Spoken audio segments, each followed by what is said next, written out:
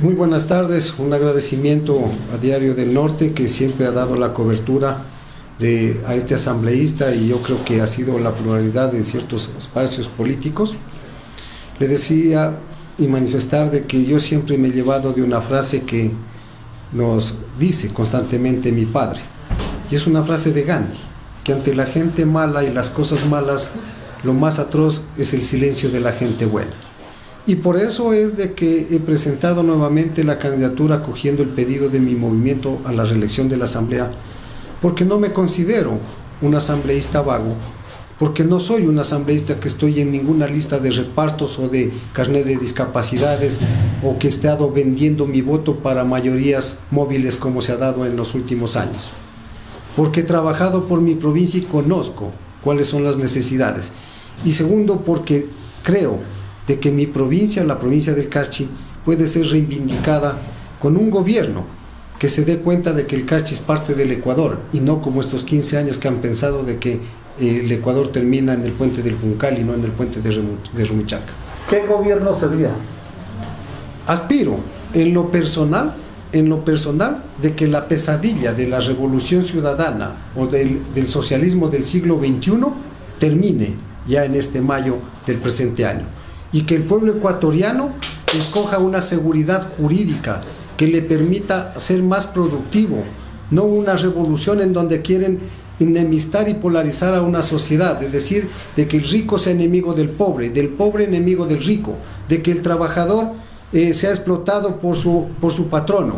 No, el Estado debe de convertirse en un regulador de la sociedad, de las relaciones productivas, para que el trabajador, que debe de tener trabajo, pero que sea pagado bajo el sueldo justo, los monumentos justos, en donde el inversionista tenga una seguridad jurídica que le permita generar esas fuentes.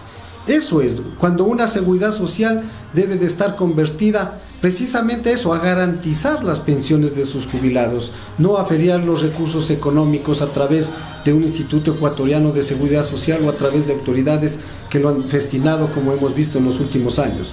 Porque creo de que un Estado, un gobierno debe de ser no polarizante, sino más bien emplear un diálogo. Y eso aspiro de que sea un gobierno del centro a la derecha, que nosotros como movimiento conservador pertenecemos a él. En esos 4 años, ¿qué le faltó hacer?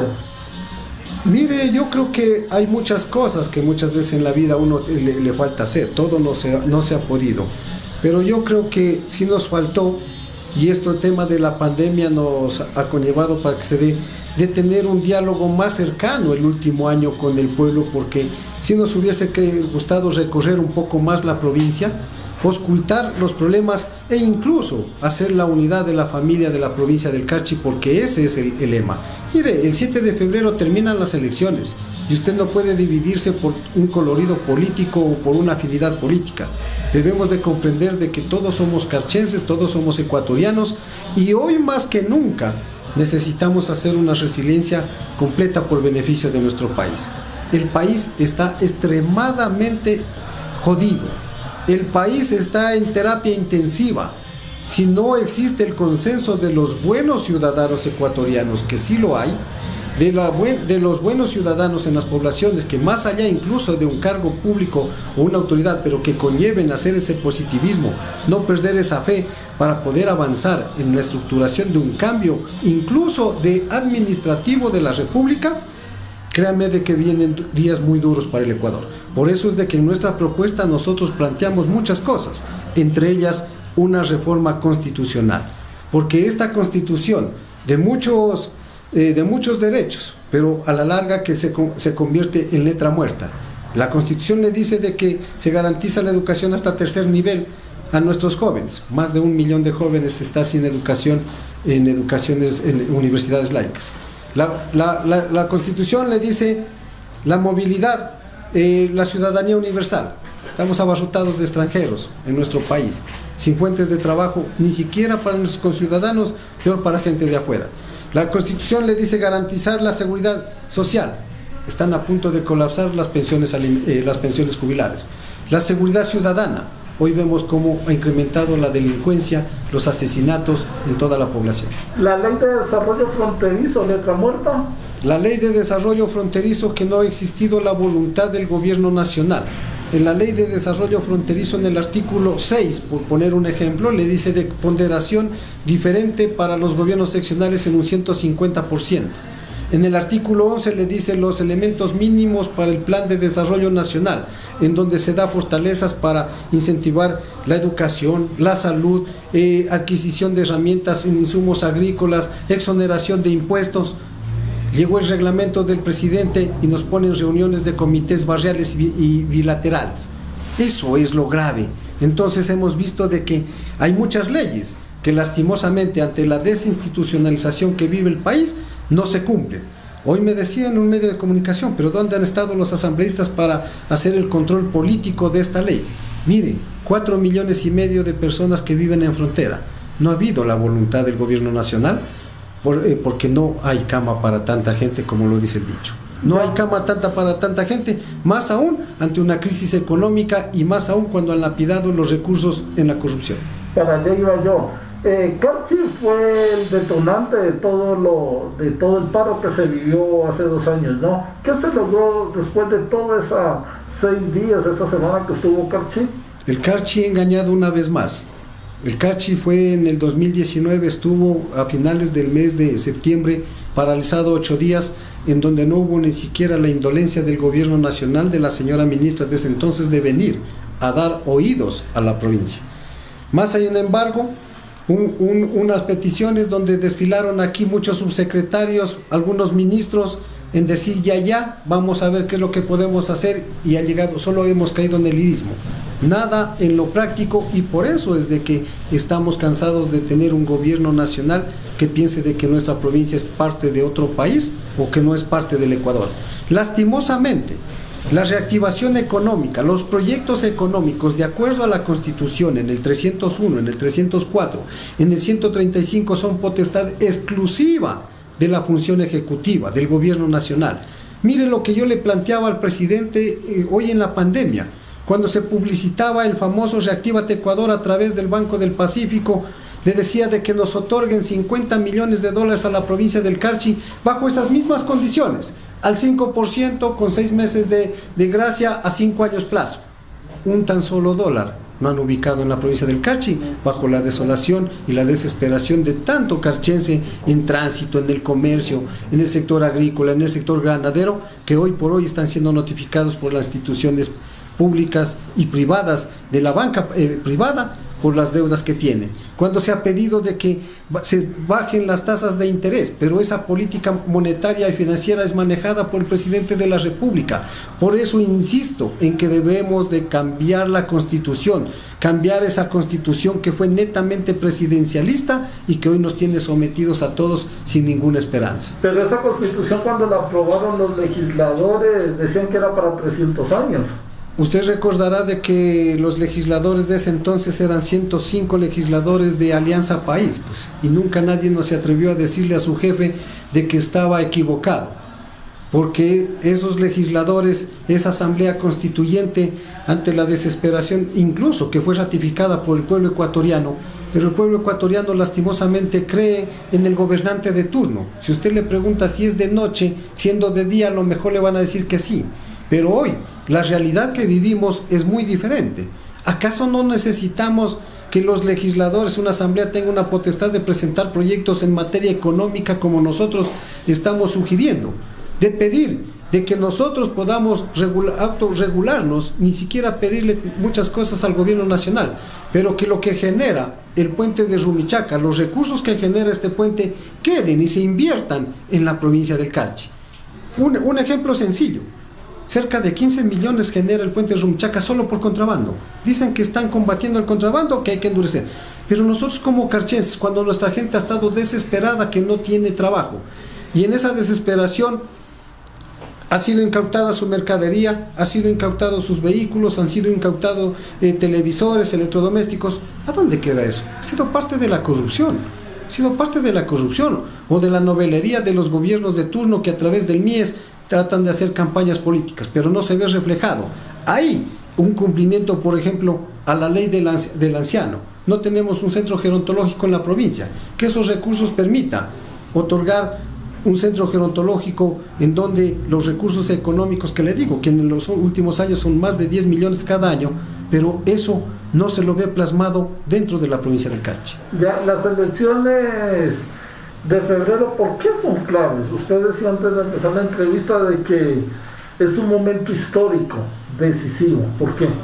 Porque si el país se vuelve a equivocar, estaríamos como Venezuela, estaríamos como Cuba. Si el país se vuelve a equivocar, mire, ya no tenemos el precio del petróleo de más de $140 o si más de $100 que tuvimos en todo el gobierno casi de Correa. ¿Qué tiene que hacer el gobierno nacional? Tiene que a lo mejor tomar otras medidas muy duras. Ya, pero en este momento no estamos como Venezuela porque no hay trabajo, hay inseguridad, hay desempleo. Pero tenemos por lo menos la dolarización.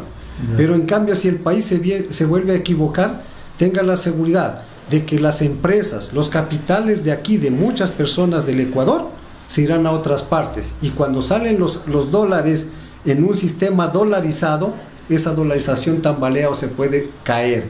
Y eso sería lo más lapidario, porque vendrían los salvadores de la patria de decir: no queremos nada de los gringos, no queremos nada de ese capitalismo absorbente, pero que están vacacionando cada vez que pueden en Miami, que van a los países. Yo les pregunto a esa gente de la Revolución Ciudadana o izquierdosos, ¿por qué no se van de vacaciones a Venezuela?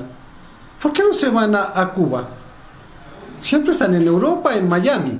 Y le digo de que corre mucho peligro nuestra economía y nuestra sociedad, porque van a decir: nos hemos deshecho de esa moneda extranjera y vamos a crear nuestra propia moneda.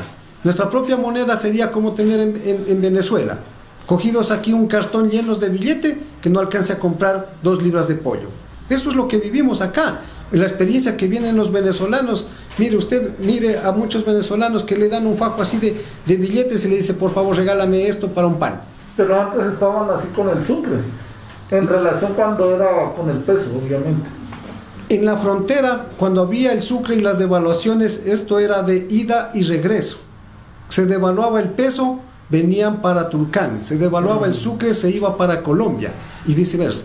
Hoy nos ha permitido tener una moneda dura, pero que lastimosamente a la provincia del Carchi, en vez de hacer un gobierno que compense sobre esa situación monetaria y nos haga más competitivos, como por ejemplo liberar de aranceles a los productos agrícolas y ganaderos, liberar los aranceles para ser más competitivos.